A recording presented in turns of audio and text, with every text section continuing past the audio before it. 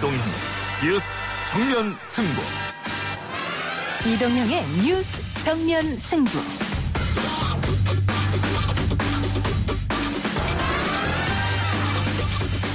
청취자 여러분 안녕하십니까, 이동형입니다. 4.15 총선 이후 거대 여당인 더불어민주당의 원내 사령탑이 선출됐습니다. 기호 1번 김태년 후보가 82표를 득표하여 더불어민주당 신임 원내대표에 당선되었음을 선포합니다. 코로나19로 인한 경제 위기가 다가오고 있는 이 시기에 집권 여당의 원내대표를 맡게 되어 어깨가 매우 무겁습니다. 우리 의원님들의 힘과 지혜를 모아 경제 위기를 극복해내는데 앞장서겠습니다. 코로나19로 인한 국난 국복의 가치를 이야기했습니다만 무엇보다 21대 국회에서 풀어야 할 다양한 문제들도 많이 있습니다. 더불어민주당 정춘숙 의원 연결해서 이야기 들어보겠습니다. 지역사회 발생은 경기도에서 지난 5월 6일 확진되었습니다. 또한 이 확진자의 접촉자 1명이 오늘 추가로 확진되었습니다. 용인 66번 확진자에 대한 우려와 공포가 커지고 있습니다. 감염원을 알 수 없고 지역 내 확산 우려도 커지고 있습니다. 무엇보다 개인의 취향이나 성적 가치관이 연관된 경우도 있어서 확진자를 발견하는 데 어려울 거라는 걱정도 많습니다. 전문가와 진단해봅니다. 하지만 중국에서 줄인 미세먼지의 감축량과 우리나라에서 정책을 통해서 줄인 감축량을 비교한다면 우리가 배가 높습니다. 오늘 3부에서는 조명래 환경부 장관 스튜디오에서 만나봅니다. 코로나19가 바꾼 환경 이슈와 최근 재활용 대란 우려까지 다양한 이야기 들어보겠습니다. 4부에서는 윤희용, 이택수 두 여론 전문가와 함께 현 시점의 다양한 지지율과 국민 여론 살펴보겠습니다. 5월 7일 목요일 이동형 뉴스 정면 승부 시작합니다.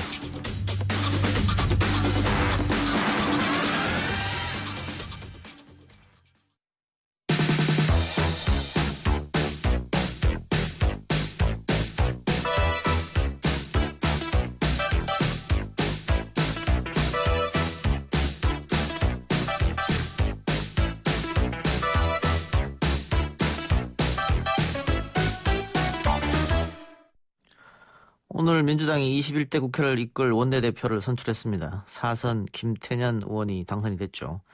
20대 국회는 이달 말로 종료가 됩니다. 그러니까 이제 남은 임기가 얼마 되지 않은 것이죠. 20대 국회 민생 과제들 가운데 N번방 입법 이야기 오늘 이 시간에 해보도록 하겠습니다. 더불어민주당 디지털 성범죄 근절 대책단 소속 정춘숙 의원 연결합니다. 의원님 나와 계십니까? 네, 안녕하세요. 정춘숙입니다. 예, 좀 늦었습니다만 당선 축하드린다고 말씀드리고요. 네, 감사합니다. 예. 자, N번방 사건으로 사회적 이슈가 된 미성년자 대상 성범죄 처벌을 위한 입법. 민주당은 20대 국회에 마무리 짓겠다는 계획인 것 같은데 지금 얼마 안 남았어요? 예, 그렇습니다. 그래서 지금 이제 저희가 계속 지난주부터 20대 국회에 이 법안 처리를 위한 본회의를 열도록 계속 지금 이제 촉구하고 있고요. 예. 계속 이제 신임 원내대표나 여기에서도 계속 이제 협상하도록 저희가 계속 이제 촉구하고 있는 이제 그런 상황입니다. 네. 예. 그 처음에 N번방 이야기가 여론에서 뭐 질타를 받고 다 이럴 때는 그 금방 만들어질 것 같았는데 시간이 좀 걸리는 것 같습니다. 맞습니다. 이게 이제 뭐 잘 아시겠지만은 법이라고 하는 게 이제 입법도 준비가 돼야 되고 또 상임위도 거쳐야 되고 법사위도 거쳐야 되고 예. 또 본회의가 열려서 여기서 이제 통과가 돼야 되기 때문에 예. 사실은 절차를 거치는 자체에도 시간이 많이 걸리고요.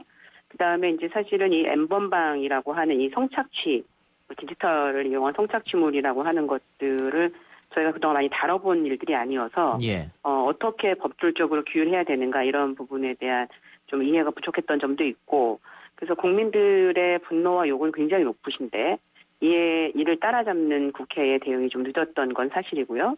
예. 그런데 이제 앞에서 말씀드린 것처럼 그럼에도 불구하고 저희 뭐 여가위라든지 뭐 법사위 또 그 과방이나 이런 곳에서 관련 법들을 지금 개정하고 또 통과시키려고 계속 노력하고 있습니다. 예. 그 법이 현실을 조금 따라갈 수 없는 건 뭐 시간장을 쓸 수 없는 것 같긴 한데요. 네네. 지금 의원님이 대표 발의한 N번방 방지법. 네네. 지금 어디까지 절차가 진행된 겁니까?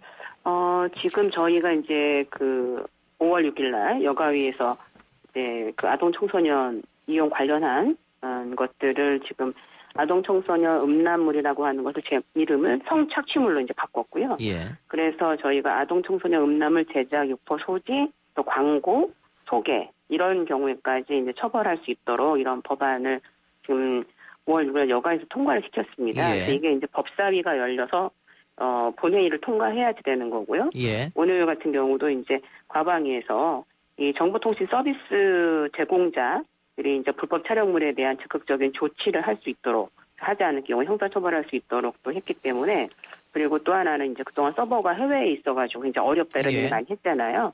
그래서 이 부분까지도 적용할 수 있도록 하는 부분을 했습니다. 그래서 지금 법은 이제 뭐 여가위나 또 과방위 이런 곳에서 이제 중요한 법들이 지금 통과돼서 법사위에 지금 가 있고요. 예. 법사위가 열려서 이 법이 통과되고 본회의에서 그 통과되면은 이제 집행이 되는 겁니다. 예. 이 법사위로 넘어가면 뭐 법사위에서 자꾸 심사할 테고. 그렇습니다. 그렇게 하면 본회의 가면 이 의원들이 이거 반대하진 않을 것 같은데요. 그렇죠. 그래서 지금 이제 법사위에서도 우리가 이제 이 N번방 관련해서 이제 국민청원이 있었잖아요. 그래서 예. 이제 법사위를 갔었는데 그 또다시 국민청원이 있었던 거는 왜 그러냐면 법사위에서 너무나 이 N번방 성착취물에 대한 이해가 부족해서 되게 내용이 좀 빠져 있었다 이렇게 보셔갖고 예. 두 번째 국민청원이 올 때는 아주 여가위로 못을 박아갖고 오셨어요. 예. 그래서 이제 사실은 이게 이제 국민적 공분 이런 게 굉장히 이제 여론이 들끓으면서 법사위에서도 법을 통과시키겠다 이런 의지를 표명한 바가 있기 때문에 법사위가 개최가 되면 저는 뭐 통과될 거라고 생각하고 있습니다. 이게 좀 다른 얘기입니다만은 이 법사위가 월권을 한다. 자꾸 심사만 하면 되는데 그 이상의 것을 한다. 네네. 이런 주장이 많이 제기되고 있지 않습니까? 의원님 어떻게 생각하세요? 이게 이제 법사위가 원래는 그 체계 작고 수정이라고 하는 이 역할을 하도록 되어 있는데 사실 이것은 그동안 법률 전문가가 굉장히 부족했을 때 아주 오래전에 생겼던 그런 역할이에요. 지금은 이제 이 국회 안에 이미 법률적인 것을 지원할 수 있는 그 기관이 있기 때문에 이런 것은 사실은 불필요하다라고 하는 것이 국회의원들 대부분의 의견이고요. 오히려 법사위에서 이런 체계작고 심사라고 하는 그런 이유로 법이 그냥 법사위에 이렇게 좀 있는 경우, 쌓여 있는 경우 굉장히 많습니다. 많이 있죠. 그리고 또 하나 법사위원들이 모든 것에 다 정통한 게 아니기 때문에 사실 불필요한 두 번씩이나 상임위를 하게 되는 그래서 법사위가 상황이 아닌데 상황 노릇하는 거 아니냐 이런 얘기가 많이 있어서 21대 국회에서는 사실은 법사의 역할을 그 원래 역할대로 하자 이런 의견이 굉장히 많이 있습니다. 아마 변화가 있을 거라고 저는 생각하고 있어요. 네. 법사위원장이 자기 마음에 안 들면 그냥 틀어지버리고 통과 안 시키는 일도 있었기 때문에 그렇습니다. 21대는 좀 개선이 돼야 되지 않을까. 많은 분들이 그러는 걸 지적하시더라고요. 그럼요. 맞습니다. 네. 이번에 의원님이 지금 발의한 N번방 방지법 조금 구체적으로 설명해 주실래요? 어떤 내용이 담겨 있는지? 지금 이제 그동안에는 아동 청소년 음란물을 제작, 유포, 소지할 때만 처벌 강화하도록 돼 있었는데 이번에 이제 광고하거나 혹은 소개하거나 실제로 소개한 경우가 있지 않습니까? 이렇게 해서 이제 이 아동 청소년 음란물 이번에 이제 성착취물로 변경이 됐는데 이 이제 자기 갖고만 있어도 혹은 누구에게 소개를 해도 처벌할 수 있도록 하는 내용들이 지금 이제 신설이 됐습니다. 다운로드만 받아도 처벌한다 이 말씀이죠. 그러니까 이 아동 청소년 성착취물이 문제가 심각한 건 뭐냐면 피해자들이 미성년자라고 하는 거거든요. 그래서 이들이 이제 이게 뭔지도 모르면서 이제 이 처음에는 회유당했다가 나중에 협박당하면서 이 성착취물을 피해자가 되게 되고 또 이게 한번 피해가 되면은 피해가 발생하게 되면 이게 정말 없어지지 않는 경우가 생길 정도로 피해가 굉장히 심각합니다. 그렇기 때문에 뭐 제작하거나 유포하거나 소지하거나 또 광고하거나 이것을 소개하거나 이런 모든 전 과정에 대해서 굉장히 심각한 범죄다 이런 거를 알 수 있게 그렇게 만들어 놓은 거죠 이번에 개정안이. 근데 이게 이번에 통과되더라도 소급 적용은 안 되는 거죠? 그렇습니다. 법 만들기 전에 그런 일을 저질렀을 때 처벌할 수 없는 건 이 부분은. 네. 알겠습니다. 그리고 여기 그 성착취물 제작 배포자 신고 시 포상금 지급도 있네요. 네, 그렇습니다. 그래서 이 포상금 지급이라고 하는 게 이제 저희가 논란이 있었는데요. 포상금을 하는 거는 좋은데 그 예를 들면은 포상금을 받기 위해서 일부러 혹은 이 아동 청소년 성착취물에 접근하거나 이런 것들이 더 있을 수도 있고 또 이걸 포상을 받기 위해서 접근하는 과정에서 피해자들의 신상이 더 널리 퍼질 수도 있어서 예. 저희가 이제 좀 제한을 두면서 신고포상금제를 운영하는 그런 내용으로 좀 저희가 정리를 했습니다. 예. 근데 이 디지털 성범죄라는 게 과거에는 없었던 범죄고. 그렇죠. 예. 이게 기술이 진보하다 보니까는 반대편에서 이런 일이 벌어지는 거 아니겠습니까? 네, 그렇습니다. 그런데 이번에 이런 법을 만들었는데 또 다른 기술이 나와서 또 뭐 어둠 속으로 숨을 수 있으니까. 네네. 여기에 대해서는 뭐 후속 입법 등도 항상 좀 마련할 준비는 해야 될 것 같아요. 그렇습니다. 지금 이제 이제 여성계 쪽에서는 지금 이제 이 디지털 성착취물 이런 것이 엠번방과 관련된 특별법 만들자 이런 의견이 있습니다. 그래서 이 법이 이제 아동 청소년 성보호에 관한 법률, 또 성폭력 특별법, 또 형법, 여러 법의 내용을 다 조금씩 담아야 했대요. 그래서 예. 이제 피해자 지원 같은 경우도 여성가족부에서 하는 게 있고 또 정보통신부에서 하는 것도 있고, 그래서 이게 다 분리가 돼 있어가지고 어제 저희 이제 여가에서도 얘기했습니다만은. 이 디지털 성범죄와 관련된 컨트롤 타워를 만드는 거, 피해자를 예. 좀 적극적으로 지원하기 위해서 예. 이런 내용. 그다음에 이제 디지털 온라인 그루밍과 관련해서 이 부분까지, 그러니까 피해자에 대한 적극적 지원, 가해자에 대한 제대로 된 처벌, 이 내용들을 담고 있는 특별법을 만들자 이런 의견이 상당히 있습니다. 특별법으로 하자. 예. 네네네. 근데 국회에서 법을 만드는 것은 뭐 입법 활동이니까 국회에서 해야 될 일인데 이 대법원에서 양형 기준을 좀 올려야 되는 거 아니야? 이런 지적도 있어요. 예, 양형 기준, 그러니까 이제 사실은 이 디지털 성범죄, 이 엠번방 사건, 이 성착취 사건 같은 경우 사실은 말씀하신 대로 그동안에 없었다라기보다는 다른 이런 유형을 처음 만난 거죠. 그래서 어느 정도 형량을 해야 되냐, 예. 다른 법과 형평이 어떻게 맞느냐, 혹은 이게 심각성이 얼마나 있느냐라고 하는 것들은 기존의 어떤 전통적인 법률적 사고를 가지고는 굉장히 어렵습니다. 그래서 뭐 형법 총론을 다시 쓸 정도로 새로운 전환된 사고가 필요하다 이렇게까지 얘기를 하거든요. 그래서 양형위원회에서는 이 피해자의 입장에서 이 부분을 좀 더 구체적으로 보면서 양형을 좀 정해야 되는데 저희가 생각할 때 양형의 형량을 높이는 것뿐만 아니라 이 형이 확실하게 집행되도록 하는 거 굉장히 중요합니다. 예. 그래서 지금 이제 뭐 손정우 사건 같은 경우도 보면은 여기 우리나라가 이제 형량이 굉장히 낮으니까 미국에서 범죄인 인도를 요청하니까 거기 안 가겠다 이러는 거 아니에요. 그래서 이 디지털 성범죄의 특성을 이해해서 형량도 높이고 또 처벌의 확실성도 가져오고 이 두 가지가 다 이루어져야 됩니다. 알겠습니다. 자, 오늘 민주당 신임 원내대표 선출이 있었는데 의원님도 뭐 투표를 하셨을 테고. 네네네. 김태년 후보가 원내대표가 됐습니다. 네. 뭐 같은 국회의원으로서 김태년 후보가 된 의미가 어떤 게 있을까요? 뭐 오늘 이제 연설도 하셨는데 굉장히 강한 추진력 있으시고 또 그동안에 정책도 많이 다뤘고 예산 특별위원회 이제 간사도 하고 이러시면서 내용을 굉장히 잘 알고 계시거든요. 예. 그래서 지금 현재 가지고 있는 국회가 갖고 있는 여러 가지 현안들을 강한 추진력으로 좀 해결해라 이런 이제 뜻이 있었던 것 같고요. 우리 의원님들이. 예. 그래서 성과를 내야 된다 이런 측면이 있고 그런 면에서 본다면 사실은 이 디지털 성범죄와 관련된 법 이게 사실은 이게 굉장히 많은 사람들이 관심 갖고 있는 법이거든요. 예. 그래서 새 원내대표인 김태년 원내대표께서도 이 문제에 대해서 관심 가져주시고 아마 크게 역할을 해주시리라 이렇게 기대하고 있습니다. 예. 민주당 지지자들은 지금 거대 정당이 된 민주당에 우리가 이렇게 많은 힘을 몰아줬으니 개혁을 좀 완성해달라 이런 주문을 하는 것 같고요. 네. 그러나 야당과 또 보수 언론 쪽에서는 협치가 중요하다 이렇게 하고 있는데 이게 좀 상충되는 단어 같긴 해요.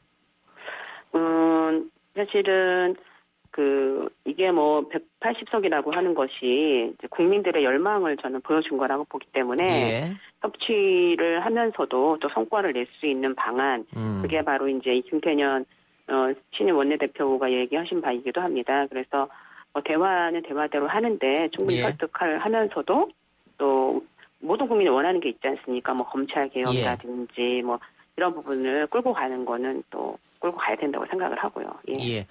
의원님 이제 이번에 당선되시면서 재선되셨습니다. 네네. 예, 재선 의원으로서 21대 포부 한번 밝혀주시죠. 20대 국회가 동물 국회니 좀 너무 많은 요구를 들어가지고. 예. 네.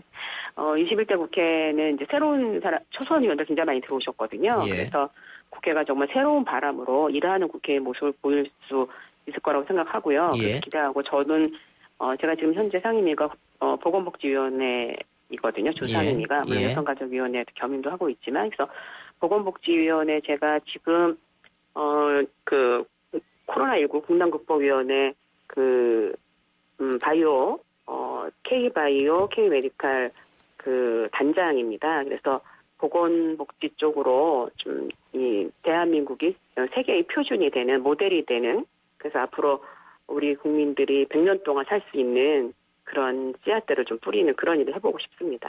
네. 알겠습니다. 의원님 다시 한번 당선 축하드리고 오늘 인터뷰 고맙습니다. 네, 감사합니다. 네, 지금까지 더불어민주당 정춘숙 의원이었습니다. YTN 라디오 신규 앱 설치 이벤트가 진행되고 있습니다. YTN 라디오 앱 설치하시고 들어가셔서 첫 화면에 인증샷 유료 문자 샵 0945번으로 보내주시면 추첨을 통해 선물 드리고 있으니까 참여하시기 바랍니다. 1부 순서 마치고요. 2부 기자 언박싱으로 돌아오겠습니다.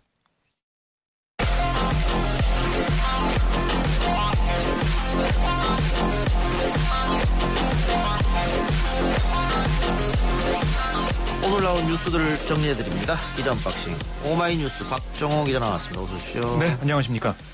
정부가 긴급 고용안정 지원 제도의 세부 추진 계획을 발표했습니다.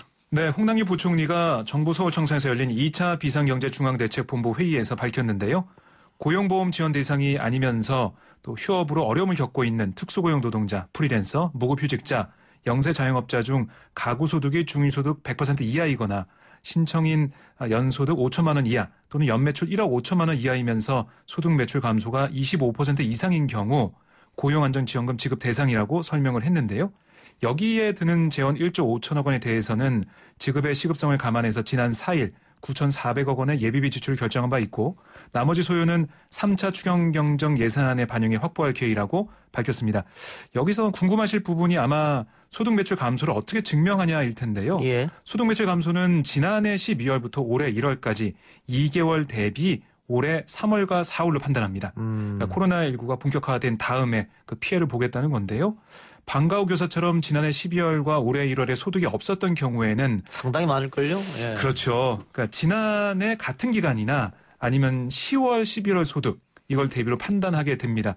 근데 뭐 이렇게 개략적으로 나와 있는데 아마 구체적으로 가면은 좀 비교를 하면서 여러 가지 또 얘기가 나올 것 같아요. 예. 또한 고용부는 건강보험료 기준만 둘 경우 코로나19로 인한 자영업자의 소득 급감이 반영되지 않을 수 있는 점을 고려해서 신청자의 연소득, 연매출 기준을 또 추가했고 카드 매출 등 자영업자의 매출 실적을 객관적으로 확인할 수 있는 자료를 다양하게 보겠다라고 얘기를 하고 있습니다. 예.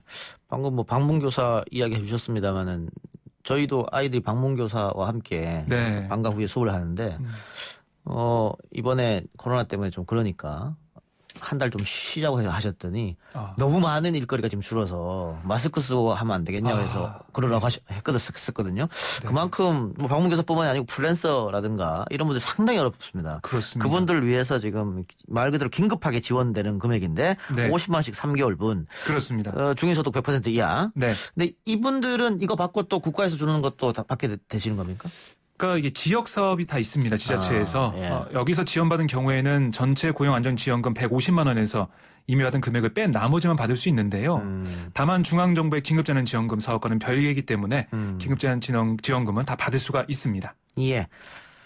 또 문재인 대통령이 이야기했던 한국판 뉴딜 이것도 따로 설명이 있었습니다. 예, 간단하게 말씀드리면 기존의 토목사업 위주 경기 부양성 뉴딜과는 다르게 디지털 그리고 지금 우리가 코로나19 이후에 겪게 될 비대면 그런 사회 그걸 위해서 준비를 하겠다. 디지털 기반 일자리 창출, 경제혁신 가속화 프로젝트 이렇게 요약을 할 수가 있겠습니다. 예.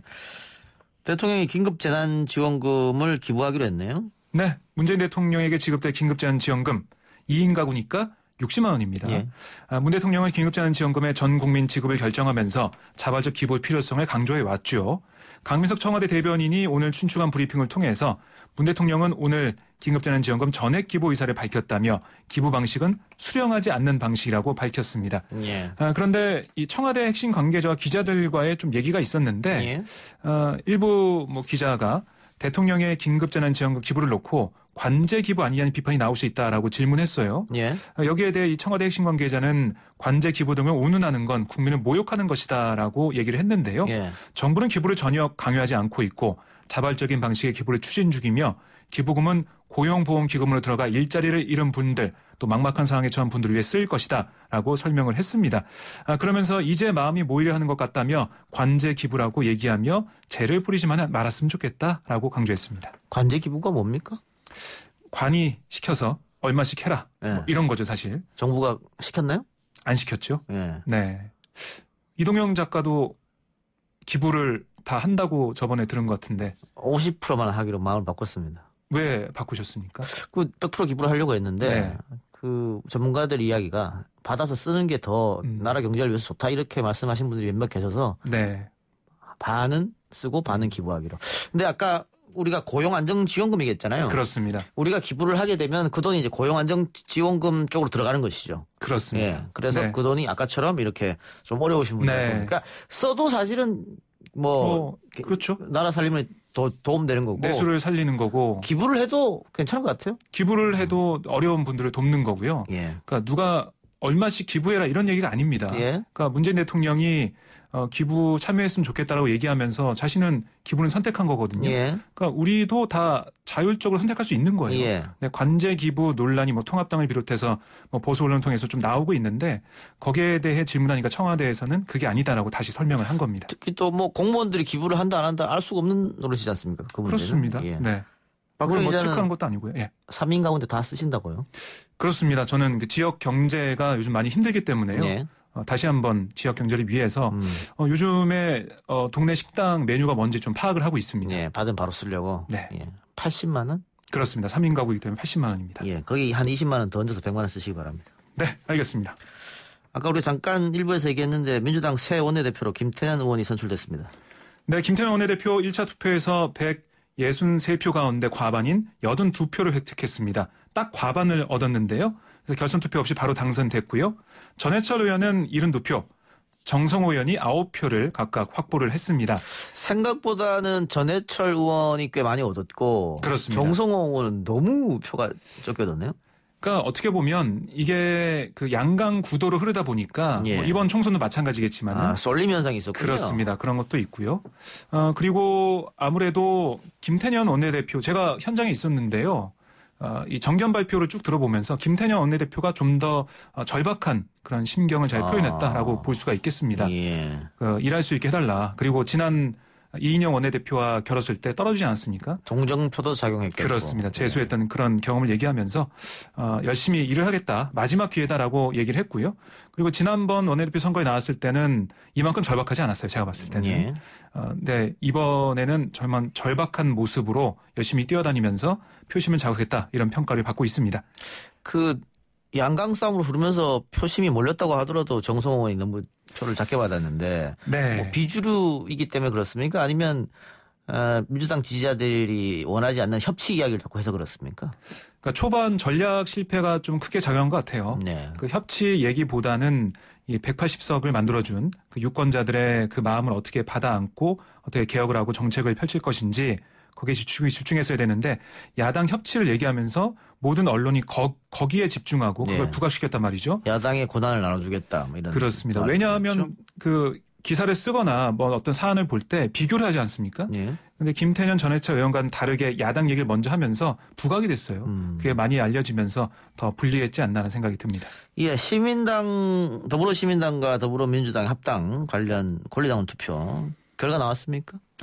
아직 안 나왔고요. 내일 오전 6시까지 24시간 온라인 투표로 진행이 됩니다. 투표하고, 예. 투표가 진행 중이고요. 뭐 온라인상에서는 합당 찬반 양론이 펼쳐지고 있는데 합당에 찬성한 쪽은 총선 과정에서 시민당을 민주당의 비례정당으로 홍보하면서 국민들에게 지지를 호소한 만큼 전공법으로 가야 한다라고 주장하고 있고 반대하는 쪽은 시민당을 친여권 원내교섭단체로 만들어서 국회 장애를 높여야 한다 이런 또 주장도 나오고 있는데요. 뭐 이 합당해야 된다는 의견이 더 많이 보이고 있습니다. 어떻게 될 것 같습니까?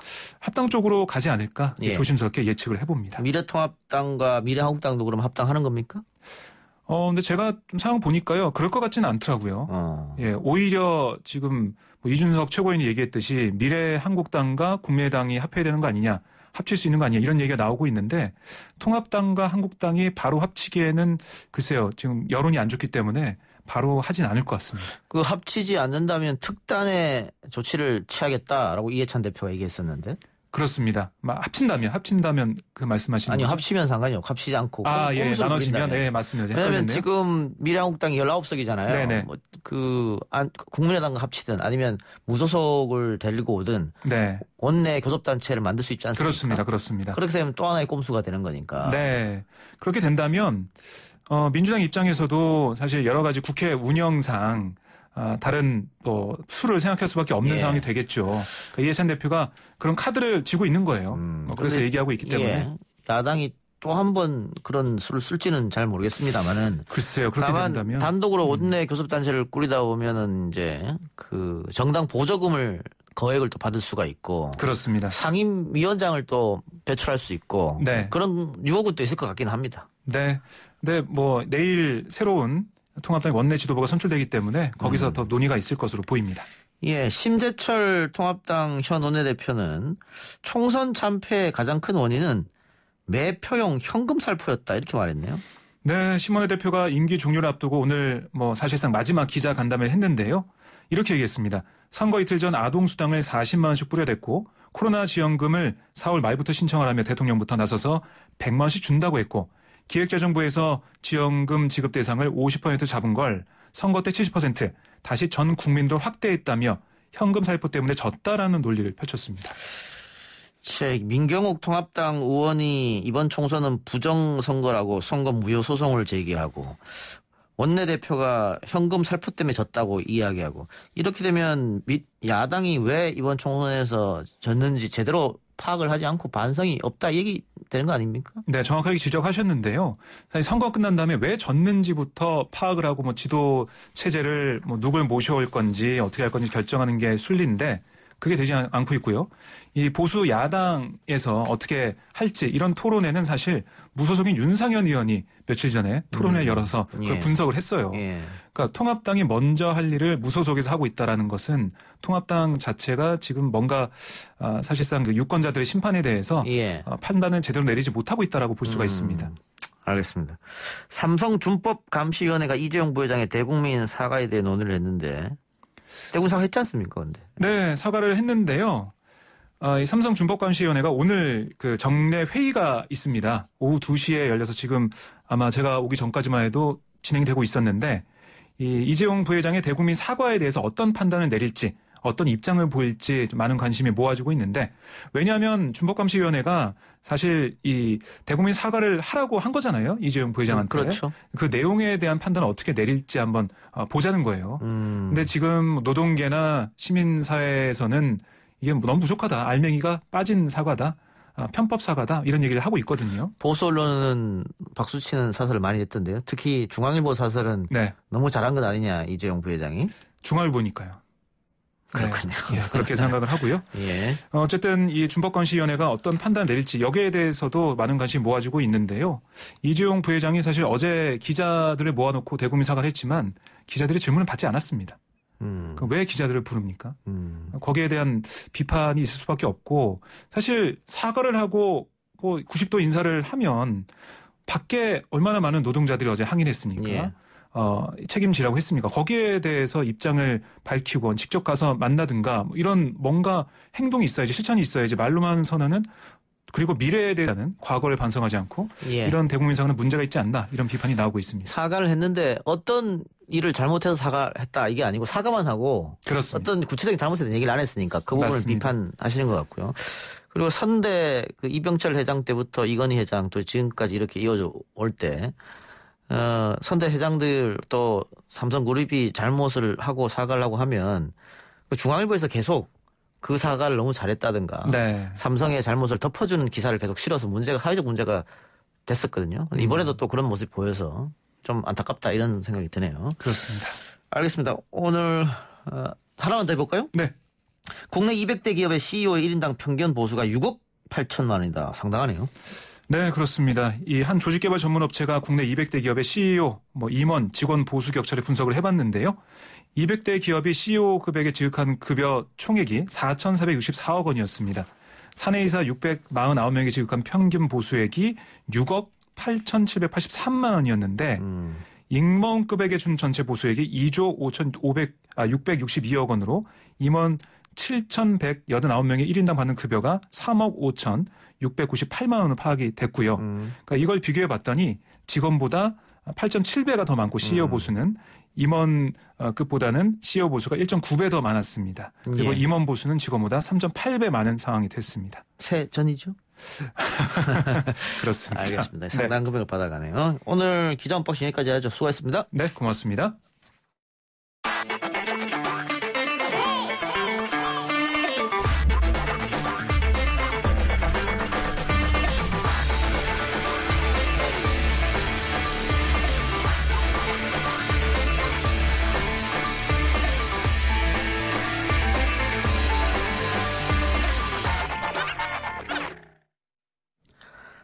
프랑스 의회는 한국의 코로나19 대응을 성공적이라면서 추켜 세웠습니다. 실제로 해외 많은 나라들이 한국의 모델을 따라하고 있죠. 하지만 많은 전문가들은 아직 안심할 때가 아니라고 입을 모으고 있습니다. 실제로 지난 연휴 기간 용인에서 발생한 지역사회 감염에 대한 우려가 높습니다. 제2의 신천지가 되는 것 아닌가 하는 걱정도 나오고 있죠. 등교를 앞두고 있고 생활 방역 체제 전환 이후 사람들의 접촉도 이전보다 많아지고 있습니다. 어떤 부분을 집중해서 봐야 할지 전문가 이야기 들어보겠습니다. 감염병 대응 전문가입니다. 한림대 강남성심병원 이재갑 교수 연결하겠습니다. 교수님 나와 계십니까? 예, 안녕하세요. 예, 오늘 용인 66번째 확진자에 대한 우려와 여론이 상당히 뜨겁습니다. 이 사례도 원인이 지금 명확하지 않은 지역사회 감염을 알려졌죠? 네, 그렇습니다. 어디서 걸린지 모르겠는데 확진은 되셨고, 그러니까 이제 저희가 이제 이런 부분 제일 걱정했던 부분인데요. 아직도 예. 지역사회 내에서 감염이 될 만한 분들이 이제 남아있다라는 걸 보여주는 아주 전형적인 예고, 예. 또 특히 이제 사회적 거리두기가 이제 완화되려고 하는 그런 연휴 기간에 발생을 했잖아요. 예. 그래서 저희가 이제 가장 우려했던 게 이제 현실로 드러난 상황이라 조금 저희가 좀 마음이 안타깝기도 하고 상당히 좀 긴장할 수밖에 없는 상황이긴 합니다. 예. 또 굉장히 젊은 분이어서 사회 활동을 굉장히 활발하게 했더라고요. 여러 곳에 돌아다니기도 하고. 근데 본인이 오늘 SNS에 올린 글은 증상이 나오지 않았기 때문에 알 수가 없었다 이렇게 얘기했는데 무증상일 때는 사실 좀 어렵지 않습니까 이걸? 대처한다는 게? 네, 그러니까 사실 저희가 코로나19에 대해서 계속 말씀드렸던 부분들이 전문가들도 처음에 이제 그런 얘기 못했다가 이제 그런 병의 발병 양상들이 확인되면서 그러니까 아주 초기 또는 이제 무증상 감염이 그러니까 증상이 나타나는 한 2, 3일 전부터 이제 감염이 가능하다는 부분들이 최근에 많이 확인이 됐는데 그러니까 이게 가장 큰 어려움이거든요. 그러니까 이런 상황 본인도 이제 자각을 못하고 그러면서 이제 전파를 시킬 수 있는 상황들이 있기 때문에 그래서 저희가 보통 조용한 전파라고 말씀을 드리잖아요. 예. 그래서 코로나가 이제 방역하기도 상당히 힘든 거고 본인 스스로 노력을 한다 그래도 힘든 부분이어서 그래서 사회적 거리두기를 계속 강화하면서 저희가 지금까지 지냈던 거거든요. 예. 근데 문제는 이게 지난번 부산에서 벌어진 것처럼 이 다중이용시설 한 500명 그때 그 클럽에 방문했다고 하는데 이렇게 네. 되면은 이게 감염 경로를 당국이 파악하기 상당히 어렵지 않습니까? 전체를 또 전수조사하기도 어려울 테고. 그렇죠. 왜냐면 이제 클럽에 방문한 사람들에 대해서 요새 명단을 많이 작성을 하고 있기는 한데 예. 그게 다 작성된다고 볼 수도 없고요. 그렇겠죠. 일부 예. 본인의 방문 자체를 이제 알리기가 좀 꺼리는 분들 같으면 또 이제 다른 사람 이름 적어놓을 수도 있는 거 아니에요. 예. 다 이제 신분증을 확인하고 할 수는 없으니까 이제 그런 여러 가지 문제 때문에 이런 이제 다중이용 시설, 특히 이제 유흥 시설에 해당되는 부분들에서 환자가 발생했을 때 역학조사가 이제 난항을 겪는 이제 주된 이유이기도 합니다. 예. 근데 이 확진자가 여러 군데 클럽을 다녔는데 그 중에 한 곳이 이제 성소수자들이 자주 다니던 클럽이다. 본인이 오늘 SNS 얘기는 뭐 호기심에 들렸다라고 했습니다만은 이게 성소수자를 지칭하는 동선 공개로 나타났기 때문에 혹시 접촉자나 우려되는 사람들이 스스로 네. 검사받기를 꺼려한다든가 혹은 뭐 지난번 신천지처럼 또 거짓말을 할 수 있지 않느냐 이런 우려가 제기되고 있어요. 그러긴 한데 이게 성소수자들이 다니는 클럽이냐 아니냐 자체를 공개하는 것 자체가 사실 큰 의미는 없거든요. 예. 그래서 그 부분을 왜 언론에서 주로 다루었는지에 대해서는 사실 오히려 이제 역학조사 이런 데 방해될 수도 있는 상황들이기 때문에 예. 사실은 그런 얘기 자체를 오히려 꺼내지 않았던 게 어떤가라는 생각이 솔직히 들고요. 언론에서는 그런 걸 갖다가 쓰면은 사람들이 클릭도 많이 하고 관심도 많이 갖게 되니까 아마 썼겠죠. 그렇죠. 그게 오히려 더 사실은 안타까운 부분이고요. 어떻든 간에 그냥 클럽을 다녀왔고 클럽 이름만 공개해도 사실은 이제 자기가 그런 데 노출돼서 접촉했을 것 같은 분들한테는 충분한 정보가 전달이 되고 또 그런 분 중에서 증상 발생하면 1339 연락해서 바로 이제 진단체계로 들어오시면 되는 건데요. 일단은 그런 부분들은 오히려 좀 부각을 좀 안 했었으면 어땠을까 하는 그런 아쉬움이 좀 있습니다. 예. 아까 교수님 말처럼 클럽에나 이제 다중이용시설을 들어갈 때는 자신의 주민번호와 이름이죠. 이름과 전화번호를 쓰게 돼 있지 않습니까? 그렇죠. 그런데 그거 뭐 신분증하고 확인하는 게 아니기 때문에 그 거짓으로 쓸 수도 있어서 사실 더 우려스러운 거죠. 네, 그렇습니다. 그래서 일단은 그리고 또 사람들이 많이 들어오게 되고 또 많이 들락날락하게 되기 때문에요. 계속해서 관리하기가 쉽지가 않거든요. 그런 부분들이. 또 강제할 수도 없잖아요, 이거를. 그렇죠. 본인이 그냥 들어가겠다 그러면 들어가는 부분이고 또한 밀접 시설임에도 불구하고 이게 계속 뭔가 이제 뭐 음주를 하면서 있는 시간들이 많기 때문에 마스크 착용도 어려운 상황이거든요. 그러니까 이제 이런 데서 혹시라도 이제 너무 많은 사람들이 이제 가밀하게 모여서 접촉을 하게 되면 그 컨트롤하기 쉽지 않은 장소여서요. 그래서 계속 지금 문제가 계속 야기가 되고 있어서 이런 일들이 이제 더 문제는 이제 앞으로 이제 생활 속 거리두기 형태로 되면서 뭐 직장에도 대부분 다 이제 출근을 하기 시작하시고 뭐 대학생들 같은 경우도 뭐 등교 수업이나 이런 것들이 시작되게 된다면 이게 그분들이 직장에서 또는 그분들이 뭐 학교에서 이런 식으로 이제 집단 발병을 일으킬 수 있는 상황들이 될 수도 있기 때문에 그러니까 이런 부분들이 상당히 저희가 좀 우려되는 부분입니다. 예. 계약 이야기 하셨으니까 이제 날씨가 좀 더워지지 않습니까? 그런데 뭐 에어컨 틀면 안 된다, 뭐 선풍기도 틀지 마라 이런 얘기가 있던데 그건 왜 그런 겁니까? 그러니까 일단 이제 에어컨을 틀게 되면 이게 이제 그 기류의 흐름을 만들다 보니까 혹시나 이제 감염자가 있으면 그 사람의 침방울이나 이런 게 좀 더 멀리 확산될 수 있는 우려가 있다라는 얘기들이 계속 여러 상황이 나오거든요. 그래서 이제 그런 부분들인데 그렇다고 여름에 이제 에어컨을 안 틀고 생활하기는 어려운 부분이니까 그래서 오히려 이제 그런 부분들은 이제 환기를 자주 하거나 아니면은 좀 창문을 몇 개 열어놓은 상태에서 에어컨을 쓰는 방식으로 해서 이제 좀 이렇게 빨리빨리 이게 희석이 되는 형태로 가는 방법이 더 좋을 것 같기는 합니다. 예. 그 중국에서 마스크를 쓰고 체육 시간에 달렸던 학생들이 사망하는 일도 있었지 않습니까? 네, 예. 우리도 그 생각을 좀 해야 될 것 같은데. 그러니까 그 부분은 계속 요새 강조하는 부분인데요. 그러니까 지금 우리나라에서 이제 아직도 KF94 마스크를 많이 선호하시고 있는데, KF94는 워낙에는 이제 그 환자들을 직접, 특히 확진 환자를 직접 이제 만날 때 쓰도록 고안돼 있는 그 정도 수준이고, 사실은 워낙 이제 뭐 초미세먼지 때문에 쓰기는 하셨지만, 그래서 이게 필터가 조밀조밀하기 때문에 이게 심혈관 질환이 있거나 아니면 뭐 폐가 안 좋거나 아니면 이렇게 너무 이제 과도한 운동을 하는 경우에는 호흡곤란을 유발할 수도 있고 산소 농도가 떨어지기 때문에 위험할 수 있거든요. 그래서 일단 운동을 하거나 이럴 때는 KF94 마스크 쓰는 건 상당히 위험할 수 있습니다. 그 우리 아이들도 계속 그거 쓰고 밖에서 놀았는데 쓰면 안 되겠군요. 네, 그래서 그 장기간 하거나 또 과격한 운동을 할 때는 위험하기 때문에 그래서 운동을 할 때는 야외에서 운동을 하고 이러니까 밀집되지 않게 운동을 이제 하게 해야 되고요. 그리고 또 야외에서 하다 보니까 마스크 벗고 좀 밀집하지 않게 운동을 하거나 아니면 조금 더 좀 필터 수준 낮은 거로 해야 되고 또는 너무 장시간 과도한 운동은 이제 마스크 쓴 상황에 절대 하게 하면 안 되거든요. 예. 그리고 또 하나 우리가 황금 연휴를 계속 걱정했지 않습니까? 네. 근데 잠복기가 있을 테니까 이 황금 연휴에 뭐가 문제가 있었나 없었냐 언제쯤 판단할 수 있죠? 보통 이제 이번 주 안에 이제 조금씩 환자들이 보통은 이제 평균 잠복기가 5일 정도 되니까요. 환자가 발생을 하면 이제 이번 주부터 발생을 할 텐데 환자들도 증상이 초기에는 잘 본인 스스로 자각을 못하다 보니까 본격적으로 만약에 환자 발생하면 다음 주 정도부터 이제 본격적으로 환자가 나올 거로 예상을 하고 있습니다. 예. 그 총선 때도 확진자가 나오지 않았는데 좀 어쨌든 걱정되긴 합니다.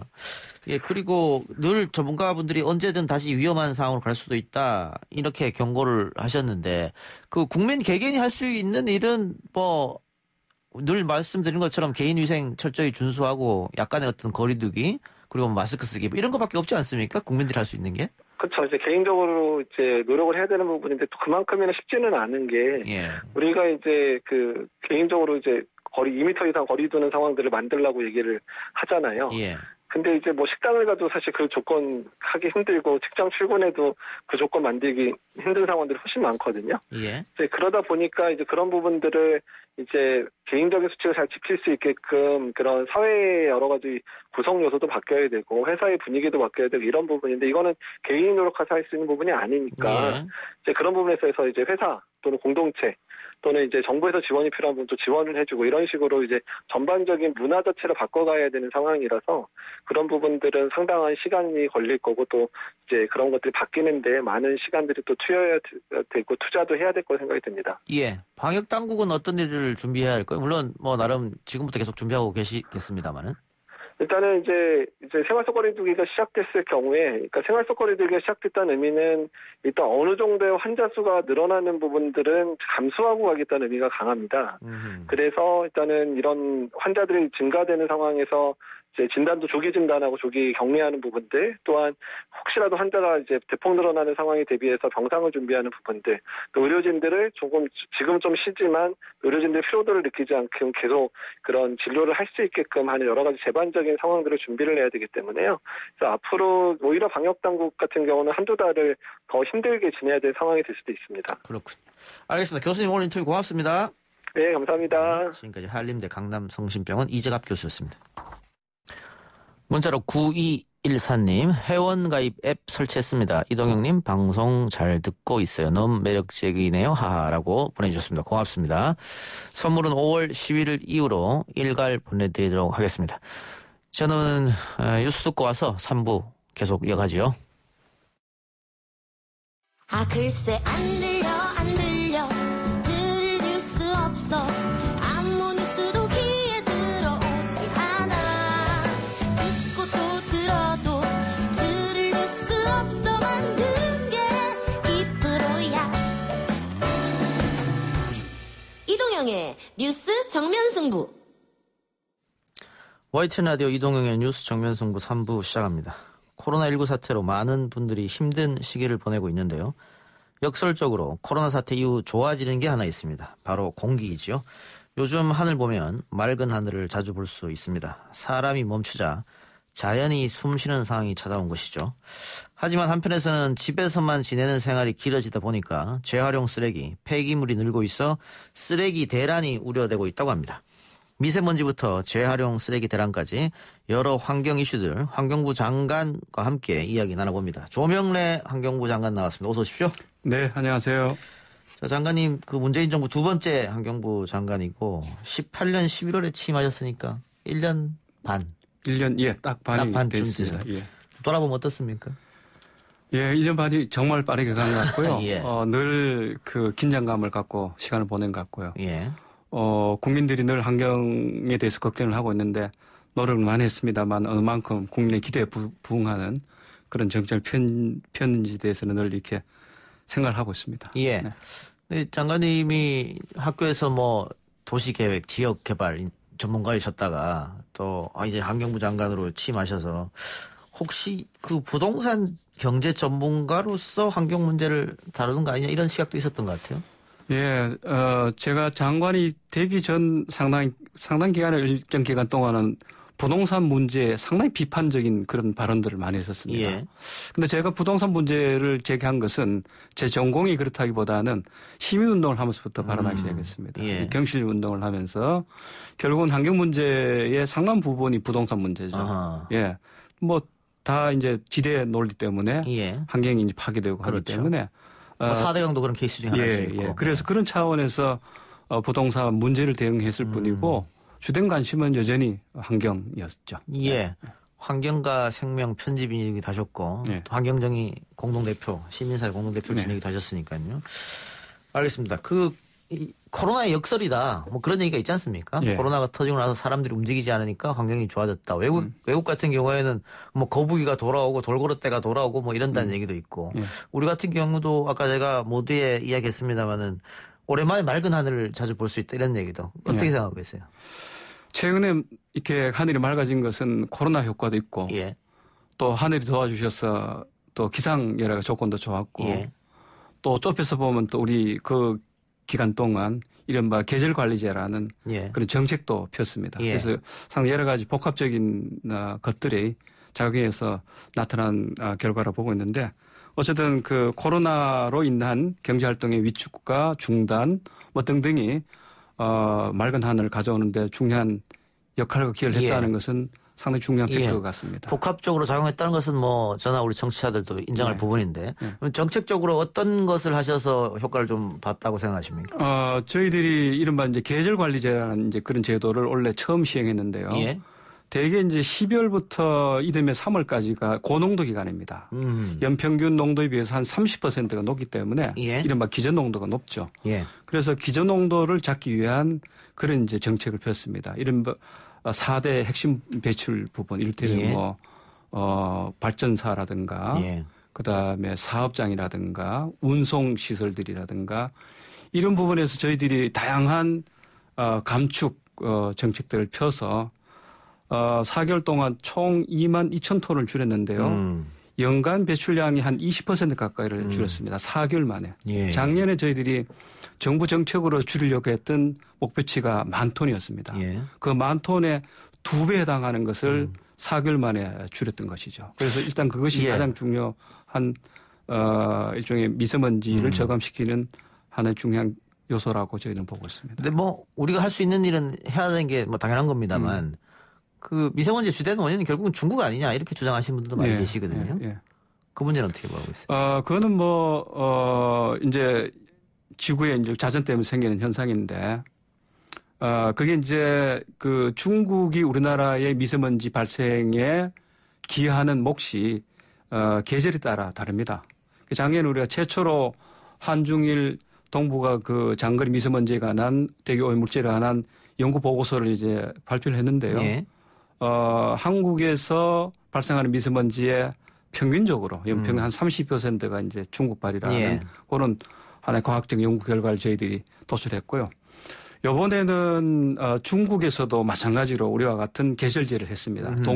동절기 이제 대책을 해서 했는데 거기도 마찬가지 기상 조건이 좋았고 그다음에 코로나 또 영향이 있었고 그러니까 전반적으로 중국 기여가 있기도 합니다만 최근에 미세먼지 개선에 중국 요인이 절대적인 것은 아닙니다. 아니다. 예. 예, 저는 근데 분명합니다. 어쨌든 그 중국과 국가 간이나 이 부처 간 뭐 대화나 뭐 이런 게 좀 있어야 되지 않을까 싶어요. 그거는 생각보다는 굉장히 잘 되고 있습니다. 아, 그렇습니까? 예. 예. 그거는 뭐 우리 보통 시민들이 생각하는 것 이상으로 일상적으로 대화가 되고요. 최근에 중국의 환경부 장관이 바뀌었습니다. 예. 어저께 또 서신을 받았습니다. 아하. 받고 사실 본래는 코로나가 아니었다면 제가 2월 달에 방문하기로 돼 있었는데 못 갔고 작년에 이제 중국 장관을 만나가지고 미세먼지에 관해서는 장관과 직접 대화를 하고 소통을 해서 예. 정책을 결정하는 그런 채널까지 만들어 놨습니다. 그건 좀 홍보를 좀 하셔야겠네요. 그 부분에 대해서. 예, 많이 하는데 여전히 이제 아시는 분이 많지 않죠. 예, 알겠습니다. 예. 자, 그리고 이 코로나19 때문에 그 많은 의료 폐기물, 예. 뭐 의료진들, 우리 국민들 마스크도 마찬가지입니다만 특히 의료진들 뭐 또 방염, 방제복들, 방제화 이런 것들이 한 번 쓰고 다 버리는 거지 않습니까? 그렇죠. 예. 그러다 보니 이 폐기물도 상당히 쌓였을 것 같아요. 그걸 이제 우리가 이제 의료 폐기물이라고 부르죠. 예. 의료 폐기물은 우리나라에서는 그걸 의료 폐기물 따로 모아가지고 전용 소각장에서 소각을 시킵니다. 그래서 이번에 이제 코로나 상황이 이제 터지면서 의료 폐기물이 하루에 많게는 51톤이 발생할 정도로. 예. 어쨌든 저희들이 무난하게 처리했습니다. 예. 무난하게 처리했던 것은 그만큼 소각할 수 있는 여유가 다행스럽게도 있었습니다. 예. 다행스럽단 말은 작년에 이제 우리가 의료 폐기물 중에서도 불필요한 것은 빼도록 했습니다. 예. 대표적인 것이 바로 기저귀입니다. 기저귀를 의료 폐기물에서 뺐는데 한 30% 빠졌습니다. 그만큼 여유가 있어 가지고 원래 그 코로나 상황에서 발생한 의료 폐기물을 큰 부담 없이 이렇게 우리가 처리할 수 있게 됐던 거죠. 기저귀를 빼므로써 여유가 좀 생겼던 거네요. 예, 그렇습니다. 예. 그리고 또 그 지금 외출이 줄어들고 집에서만 생활하다 보니까 재활용 쓰레기가 많이 늘어나고 그렇죠. 있다. 예. 그 이전과 비교했을 때 확연히 늘어났죠. 재활용이 뭐 그렇게까지 늘지는 않았습니다. 그렇습니까? 특히 예. 이제 뭐 이른바 이제 뭡니까 택배로 이제 받는 일회용 유통 포장재 이건 좀 한 6% 정도 늘었는데 오늘 제가 현장을 다녀왔습니다. 그러니까 재활용 폐기물 처리장을 다녀왔는데 실제 들어오는 건 그렇게 많이 안 늘었다고 하더라고요. 중요한 것은 이렇게 폐기물을 우리가 재활용하는 거 따로 이렇게 분리를 합니다. 그래 가지고 이제 재활용을 하는데 그 재활용 제가 용처가 없어가지고 예컨대 수출을 하거나 국내에서 제품을 만들어야 되는데 이것이 안 됨으로써 쌓여 있는 그러다 보니까 수거가 또 어려워지는 이런 이제 조금은 그 순환의 고리가 막혀 있는 이런 이제 문제가 있는데요. 오늘 이제 저희들이 바로 이제 그 공비축이라는 것을 실시했습니다. 그러니까 이 사업장이 갖고 있는 폐기물 그 재료를 우리가 정부가 사가지고 대신 보관하는. 그렇게 해서 사업장들이 민간 사업자들이 좀 여유가 있게 이렇게 조치를 취했습니다.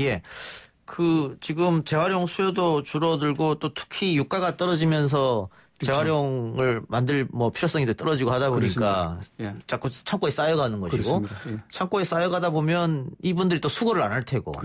그러면 수거 대란이 또 벌어질 수도 있고. 그래서 지금 그러면 정부가 좀 나서서 그거를 좀 사주자 이거군요. 그래서 이미 수전에 우리가 이제 재활용 쓰레기를 살 때 주민들한테 돈을 줍니다. 그게 이제 매각 대금인데 매각 대금을 한 40% 인하하는 그런 가격 연동제를 도입을 했고요. 그다음에 이제 그 비축이 많이 되면 정부가 대신 비축해주는 공공비축제, 민간이 수거를 못한다 그러면 공공수거제로 전환하는 이런 세 가지를 이미 발표를 했었습니다. 그중에 공공비축제를 오늘 처음으로 실시를 했던 것이죠. 공공비축제라는 것은 민간이 갖고 있는 2개월치의 그런 재활용제를 우리 정부가 사서 갖고 있다가 방출하는 그런 식의 제도가 되겠습니다. 수차를 좀 찾아보는 것도 한 방법일 수 있겠네요. 이게 이제 단순하게 공공비축으로 문제 해결되는 건 아니고요. 그 사이클 전체에 대한 관리가 필요합니다. 배출로부터 수거, 분리, 그다음에 재활용 이런 걸 다 우리가 봐야 되는데 그래서 그 용처, 사용처, 수요처를 발굴하는 것도 동시에 할 참입니다. 이를테면 그 자동차가 생각보다는 재활용제를 깼습니다. 그 속에 들어가는 본넷 속에 들어가는 단열재 같은 거 그런 것들을 페트병을 이제 거기서 재료를 뽑아가 쓰는 건데 그걸 더 만들도록 하고요.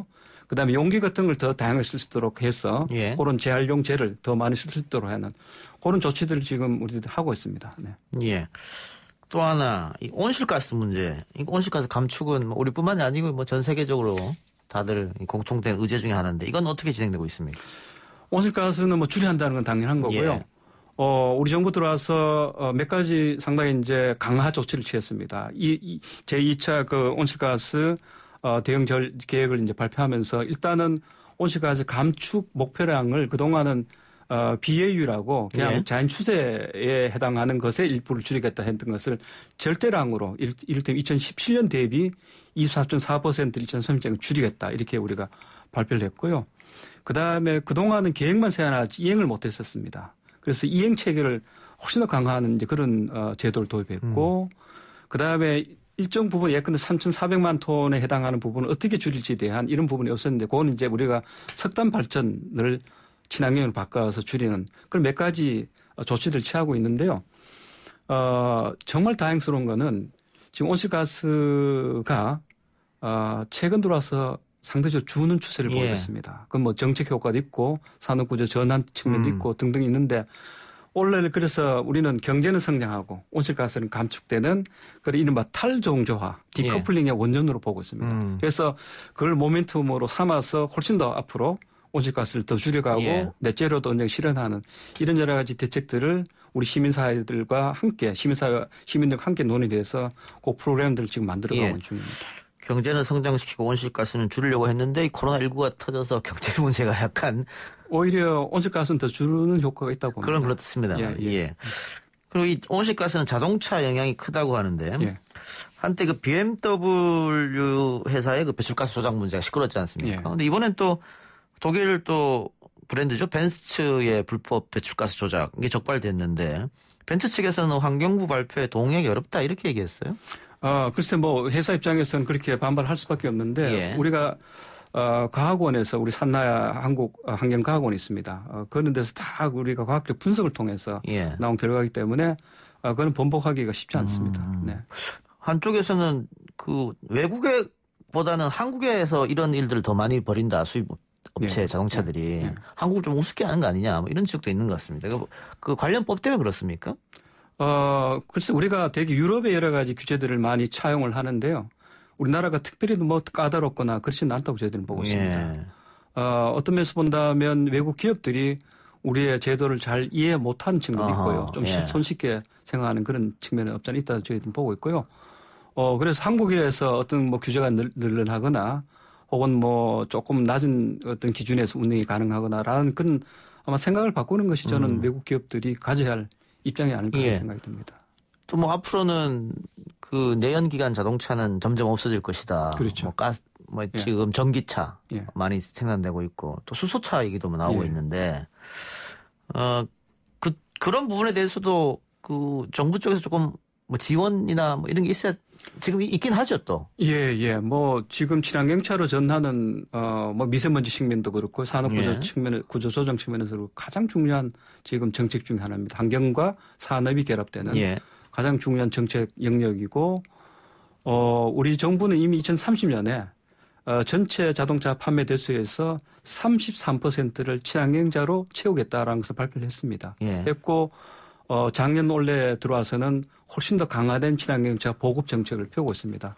올 1분기에 이미 친환경차 보급이 작년 동기에 비해서 2배나 더 늘었습니다. 그리고 올해부터 이른바 그 무공해차 보급 의무제를 이제 본격적으로 실시하게 됩니다. 그러게 되면 자동차 회사에서 판매하는 자동차의 15%는 친환경차로 판매를 해야 됩니다. 이제 그런 제도를 실시하고 또 그에 대한 여러 가지 인센티브를 우리 자동차 회사에 주고 있습니다.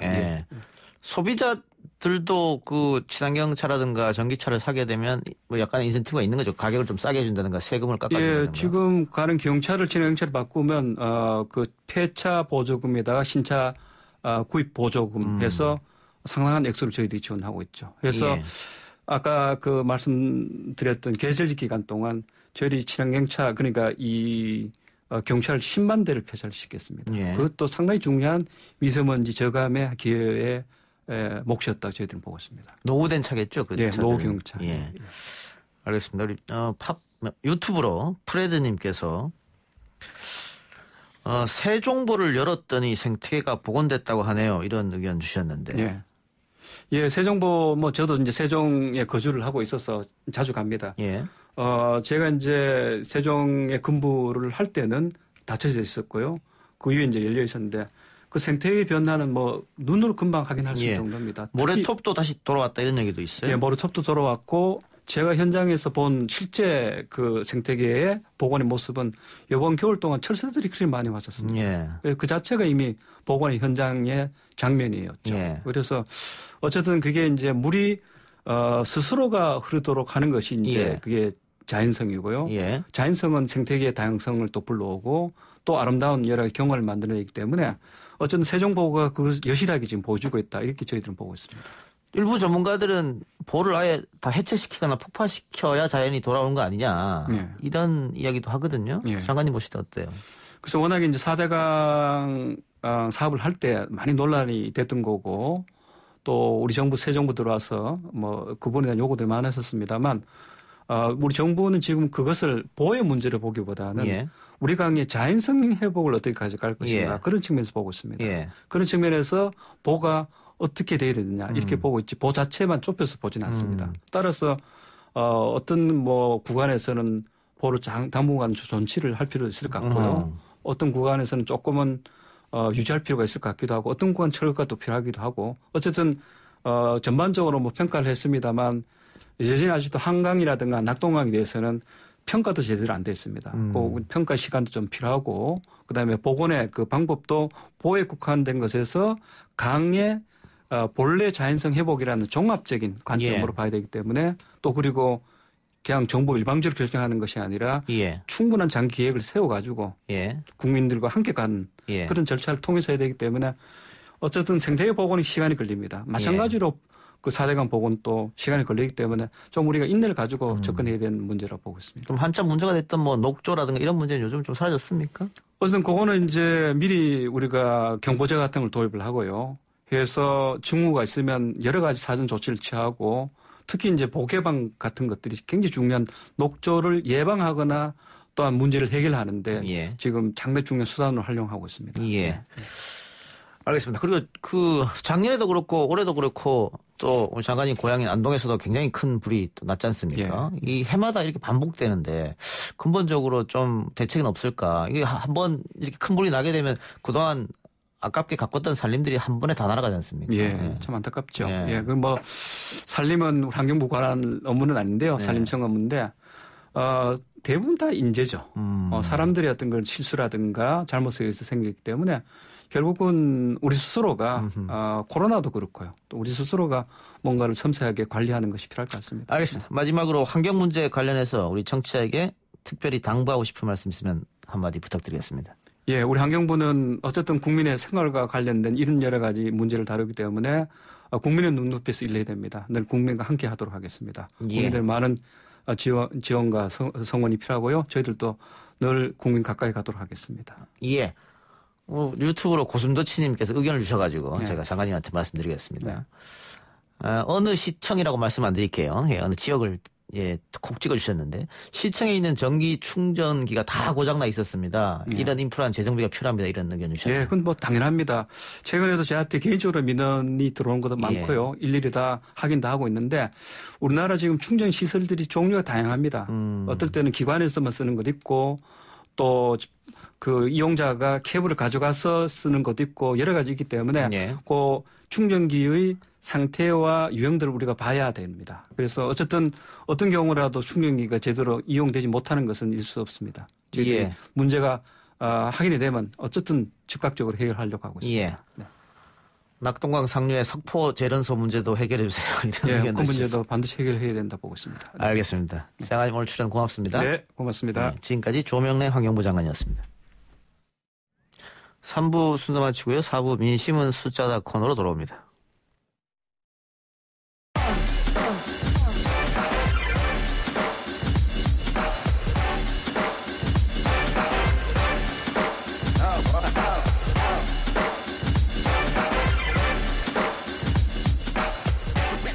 여론조사를 통해 민심을 읽어보는 시간입니다. 오늘도 오피니언 라이브 윤희용 여론분석센터장, 리얼미터 이택수 대표 나왔습니다. 어서 오십시오. 네, 안녕하십니까. 문재인 대통령 국정 수행 지지도가 3주 연속 60%를 기록 중입니다. 집권 3년 차에서 굉장히 보기 드문 일이다. 네. 특히 TK에서 많이 올랐네요. 네, 그렇습니다. 저희가 TBS 의뢰로 지난 4일과 6일 전국 18세 이상 유권자 1,508명을 대상으로 조사했습니다. 무선 전화 면접 및 유무선 자동답 혼용 방식이었고요. 표본 오차는 95% 신뢰 수준에서 플러스 마이너스 2.5%포인트였고 자세한 내용은 중앙선거 여론조사 심의위원회 홈페이지를 참고하시면 되는데요. 문재인 대통령이 5월 첫째 주 주중 집계가 61.4%를 기록했습니다. 지난주 대비 0.8%포인트 올랐고요. 부정평가는 32.4%로 3%포인트 하락했습니다. 말씀하신 대로 3주 연속 60%대를 기록했는데 2018년 10월 이후 처음입니다. 지난주 리얼미터 조사에서는 소폭 하락하는 모습을 나타냈었는데 다시 반등했는데요. 대구 영북에서도 한 12%포인트가량 올랐고 또 호남에서도 한 5%포인트 이상 올랐습니다. 또 중도층에서 한 3%포인트 상승했고요. 지정당별로는 정의당 지지층과 미래통합당 지지층에서 올랐습니다. 말씀하신 대로 이 집권 3년차 4분기라든지 아니면 4년차 1분기에 보면 이명박 박근혜 두 전직 대통령이 한 40%대 초반 정도를 기록했었고요. 그 전에 노무현, 김대중 또 김영삼, 노태우 대통령은 이보다 낮은 20% 내지 30%대의 지지를 기록했었는데 문재인 대통령은 지금 리얼미터나 갤럽 조사에서 60%대 초반을 기록하고 있기 때문에 분기별로 따지면 한 50%대 중후반 정도로 마무리가 되지 않을까 싶습니다. 이렇게 그 3년차 4분기, 4년차 1분기에 60%가 넘는 높은 지지를 받는 원인은 어디에 있습니까? 지금 예상치 못하게 코로나19 사태가 지금 장기화되고 있는 그런 상황이죠. 국내에서 이제 방역 체계를 잘 갖춰가면서 확진자가 국내 지역 확진자는 0명으로 지금 꽤 안정화되고 있고 외신의 평가도 좋고 또 다른 나라 정상들의 도움이 요청이 있는 상황이고요. 또 코로나19가 지금 아무튼 계속 진행형이기 때문에 문재인 정부의 힘을 실어주려고 하는 부분도 있고 또 하나는 총선에서 압승을 했죠. 민주당이 180석을 하면서 문재인 대통령이 사실 중간평가적인 성격에서 보통은 대통령 그 지지율이 하락하면서 총선도 참 어려운 선거를 치르게 되는데 이번에는 코로나19와 또 총선 압승에 의해서 지지율이 굉장히 높게 유지가 되고 있습니다. 예, 같은 생각이십니까? 예, 그리고 이제 이게 대척점에 대통령과 대척점에서는 어쨌든 대중 신뢰를 받는 인물이 존재할 경우에는 대통령의 국정수행 평가에 긍정적 평가가 제약되거든요.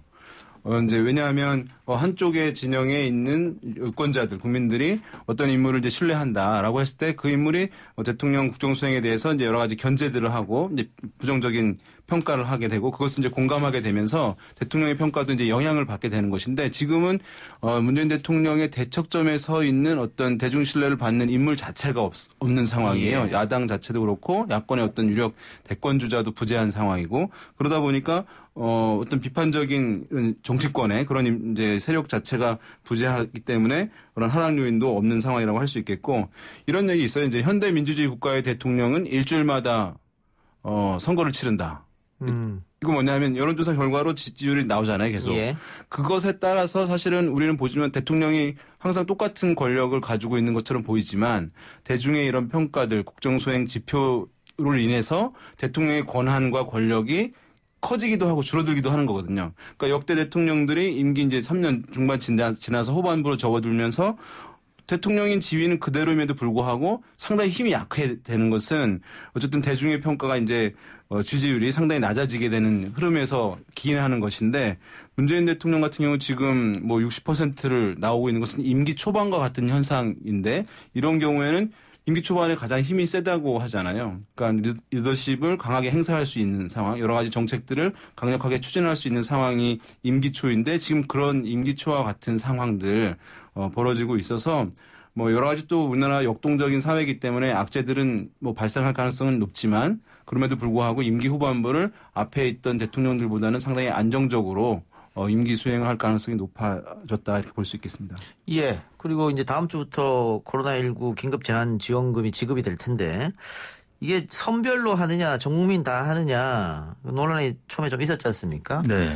그 지난번에는 선별로 지급하자가 조금 더 많았던 것 같은데 이번에 다시 조사했는데 바뀌었다고요? 네. 저희가 이제 어제 같은 언론사 의뢰로 조사한 건데요. 최종 500명의 응답을 완료했습니다. 조사 방식은 같았고요. 표본오차는 95% 신뢰 기준에서 플러스 마이너스 4.4%포인트였는데 전 국민을 대상으로 지급하자는 의견이 62.1%로 나타났고요. 소득 하위 70%만 지급하자, 선별적으로 지급하자는 의견인데 29.5%로 대략 6대3 정도로 더블스카가 나왔네요. 네, 그렇게 나타났습니다. 그런데 저희가 이제 지난 4월 23일 날 1차 조사를 했었는데 그때는 전 국민 지급이 30.2%에 불과했었고요. 예. 또 소득 하위 70% 지급도 28.9%로 오차 범위 내에서 약간 낮게 나타났고 잘 모르겠다는 의견이 40.9%로 나타났었는데 예. 이게 한 2, 3주 만에 전 국민 지급 의견으로 이제 확 쏠리게 된 거죠. 잘 모르겠다는 의견이 거의 전 국민 지급으로 바뀐 겁니다. 그만큼 뭐 재정적으로 좀 어려워진 또 피폐해진 뭐 국민들의 실제 현실적인 부분도 있을 것 같고요. 또 하나는 그 당시에는 이제 선거가 끝난 직후였기 때문에 각 당의 뭐 입장이 있겠었습니다만은 그 유권자들이 각자들의 입장을 좀 정하기 어려운 상황이었었는데 선거가 좀 지나고 나서 아무튼 민주당이 압승하고 민주당의 입장이 전국민 지급 쪽으로 이제 돌아섰기 때문에 다수가 전국민 지급 쪽으로 의견을 나타낸 것 같습니다. 전 도민에게 제일 먼저 지급하는 데가 경기도 소상공인들이 이것 때문에 매출이 늘었다라고 얘기를 하고 있거든요. 그런 영향도 혹시 있을까요? 뭐 자영업자들 같은 경우에 이제 이런 보편적 복지에 대해서 거부감들을 많이 드러내는 층이라고 할 수 있어요. 왜냐하면 이제 보수적 성향이 강하고 하기 때문에. 그런데 실제적으로 이 제도로 인해서 자영업자 같은 소상공인과 자영업자들 같은 경우에 어쨌든 매출이 증가하고 어쨌든 살림살이에 좀 보탬이 된다고 하는 인식이 확산되는 것도 그럼 이제 부정적 평가층에 있던 분들이니까 긍정적인 평가로 돌아서는 데는 영향을 줬고 이렇게 이제 한 62% 전국민 지급 보편적 지급에 대해서 동의를 나오는데 영향을 준 것으로 보이고요. 이 정도 되면은 사실 이제 국민적 공감대는 확실히 이루어진 수준이다. 라고 볼 수 있어요. 지난 이제 한 달 정도 이것을 가지고 논쟁들이 심하게 있었는데 각각의 이제 정보들이 유권자들 국민들한테 전달이 됐던 것인데 하위 70%까지 한다라고 했을 때는 선별을 어떻게 할 것이냐. 선별하는 과정에 또 추가적인 비용이 들고 그런 많은 논란들이 있다는 것에 대해서 또 이 재난지원금 같은 경우가 피해자 구제 측면도 있지만 어쨌든 소비를 강화하게 함으로써 침체된 경기를 살리려고 하는 정책적 목표도 있다라고 하는 것에 대해서 국민들이 이제 어느 정도 인식하고 공감하는 것이 높아졌다 이렇게 볼 수 있겠습니다. 근데 이 총선 참패와 관련해서 미래통합당의 심재철 원내대표가 이거 지금 긴급재난지원금 같은 이런 정부 여당의 매표용 현금 살포 때문에 졌다라고 얘기했거든요. 네. 이거 패배 원인을 이걸로 본다고 하면 이게 국민들한테 외면받고 심판당한 이유를 제대로 파악하지 못하고 있는 거 아니냐 이런 생각도 드는데요. 결과적으로 심 대표 입장에서는 그렇게 볼 수도 있겠습니다만 이 부분과 관련해서는 이제 불가피한 측면이 있는 거죠. 이렇게 하지 않고는 아무튼 경제가 제대로 돌아갈 수 없는 상황인 거고 해외 주요 국가들도 다 지금 같은 방식으로 하고 있고 심지어는 황교안 전 대표도 종로 선거를 치르면서 또 이 100% 지급하자는 의견도 냈던 바가 있기 때문에 지금 와서 이렇게 얘기한다는 것은 미래통합당 지지층이라든지 아니면 중도층 입장에서 봐도 좀 이해가 안 되는 부분들이 있지 않을까 싶은데요. 지금 오늘 이제 마지막 이제 물러나면서 아마 본인의 이제 책임론도 있을 거고 좀 그런 부분에 있어서 심 대표 입장에서 그렇게 얘기한 것이 아닌가 싶습니다. 어쨌든 원내대표 타이틀 달고 선거를 치렀는데 참패했고 본인도 선거에 낙선했기 때문에 이대로 물러나면 자신이 다 책임을 뒤집어쓴다 이렇게 판단했을까요? 어쨌든 이제 걸리는 부분이었으리라고 생각되는데 만약에 이것이 진정한 이제 포퓰리즘이다라고 한다면 미국에서조차도 이제 이 정책을 실행을 하고 있는 집행을 하고 있는 상황인데 그럼 이제 그런 선진국도 포퓰리즘이다라고 하는 것인데 국민들이 이런 정보들을 과거엔 단절되었지만 이제 외국의 선진국들도 이런 정책을 하기 때문에 한국에서 하는 것도 전혀 이제 이상한 정책이 아니라는 것을 국민들이 알 정도의 인식 수준이 돼 있는 상황이고요.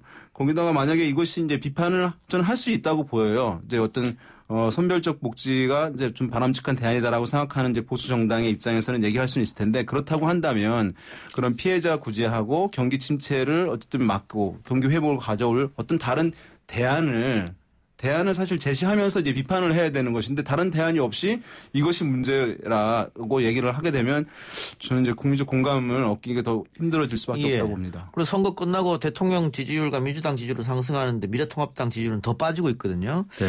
그게 지금 미래통합당 일부입니다. 당의 공식 이야기는 아니고 일부 의원들이 부정선거를 주장하고 있고 또 이렇게 매표용 현금 살포로 패배했다라고 얘기하고 있고 이렇게 되다 보면 미래통합당 지지율이 오르긴 어려울 것 같은데 앞으로도. 그렇죠. 보통 이제 선거 패배하면 비대위 꾸리고 본인들의 자당의 잘못이 무엇이었는지 좀 백서도 쓰고 돌이켜 보는 기회를 갖게 되는데 지금 상황은 자기들의 잘못보다는 이제 남 탓하는 것으로 비춰지면서 혹은 선거 자체가 조작됐다고 이제 주장하는 분들이 계시면서 그나마 좀 우호적으로 보려고 했던 또 투표했던 지지층조차도 이제 등을 돌리게 하는 그런 상황이 되고 있기 때문에 그래서 이제 내일 원내대표가 누가 되느냐에 따라서 그리고 이제 사전 투표 조작설 같은 이런 부분들 어떻게 이제 매듭을 지을지 이런 부분이 굉장히 중요해 보이는데요. 여하튼 미래통합당 지지율은 리얼미터뿐만 아니라 갤럽에서는 지난주에 10%대까지 떨어졌다는 보도도 있었는데 TK 지역에서조차 지금 리얼미터 기준으로 14.7%포인트 급락하는 수치가 나왔고요. 보수층 지지율에서도 8%포인트가 떨어져서 미래통합당은 지금 계속 최저치를 경신하고 있고요. 민주당도 이번 주에는 대통령실은 올랐는데 정당 지지율은 좀 빠졌습니다. 42.6%가 됐고요. 반면에 정의당이라든지 열린민주당이 소폭 상승했고 무당층도 한 자릿수에서 두 자릿수로 좀 늘어나는 그런 약간의 조정 국면도 있었고요. 또 뭐 오호던 전 시장 이제 파문에서 조금 지금 벗어나고 있는 듯 보이는데 양정숙 이제 당선인과 더불어 시민당과의 뭐 또 맞소송전 뭐 이런 부분이 좀 부정적으로 영향을 미치지 않을까 싶습니다. 그 미래통합당 원내대표 얘기해 주셨으니까 주호영 권영세 2파전 싸움인데 누가 될 것 같습니까?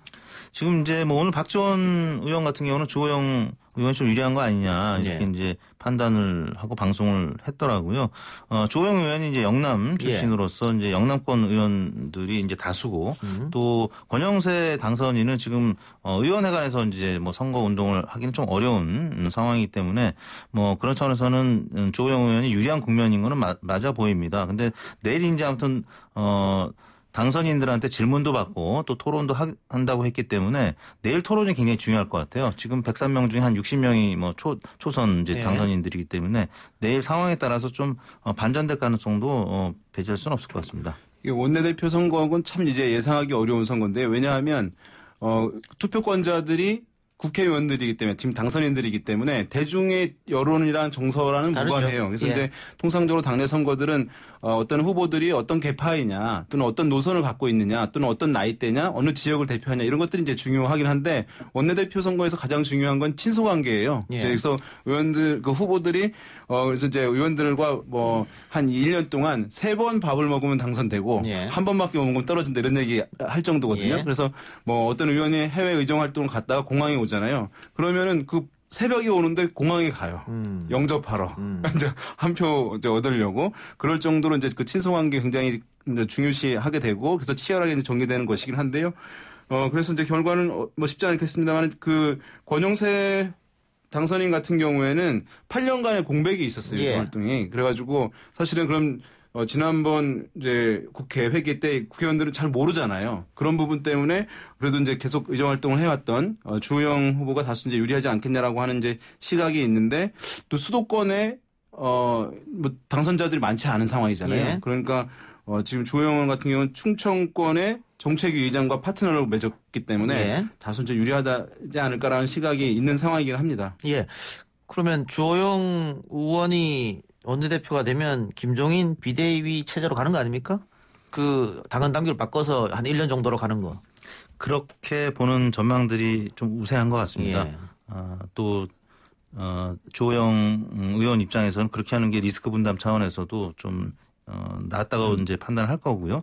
또 주호영 의원은 김부겸 의원을 이제 꺾고 당선됐기 때문에 아마 본인을 이제 대권 주자로 생각을 할 겁니다. 그래서 김종인 위원장과 좋은 관계를 갖게 되면 또 대권 도전하는데도 도움이 될 수 있기 때문에 아마 김종인 체제로 이제 갈 가능성이 조금 더 높아 보이는데 내일 아무튼 토론회에서 초선 당선인들의 입장이 어떨지에 따라서 아마 주호영 의원의 입장도 내일 결정되지 않을까 싶습니다. 그러니까 이 원내대표들 같은 경우는 만약에 전당대회를 해서 당대표를 뽑잖아요. 그러면 이제 더 집중되고 권한이 주목받게 되고 그러면 본인의 원내대표로서의 권한은 줄어들게 되는 것이니까 아마 이제 저는 뭐 누가 되더라도 비대위원장이 오는 것에 대해서는 원내대표들이 싫어하지는 않을 것 같아요. 그래서 뭐 누가 되든 간에 어쨌든 김종인 비대위원장 가능성은 좀 더 높아질 수 있다. 물론 가능성이 여전히 있지만. 권영세 의원은 조혜진 의원이랑 이제 파트너를 맺었는데 조혜진 의원은 김종인 비대위 안 된다고 얘기하지 않습니까? 그러니까요. 지금 이제 조혜진 의원도 사실은 한 번 이제 쉬었거든요. 그리고 이제 영남 지역이긴 한데 경남에서 이제 당선이 되긴 했는데 그래서 이게 지속적으로 의정 활동을 했던 팀과 그렇지 않은 팀 대결이니까. 알겠습니다.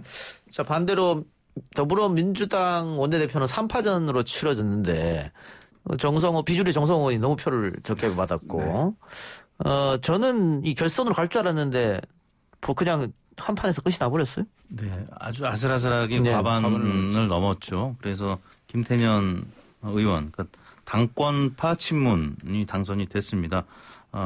전해철 의원도 적지 않게 10표 차이지만 많은 득표를 했는데 3위 후보 표를 다 합쳐도 아무튼 한 표인가요? 이제 부족했는데 김태년 의원의 경우에는 이제 당권파라고 하는 게 이해찬 대표하고도 가깝고 문재인 대통령하고는 또 대학 선후배 관계이고 그래서 아마 문재인 대통령하고 이제 당청 관계를 굉장히 좀 힘을 실어주는 중요하게 생각하는 당선인들의 의중이 반영이 된 것이 아닌가 싶습니다. 예.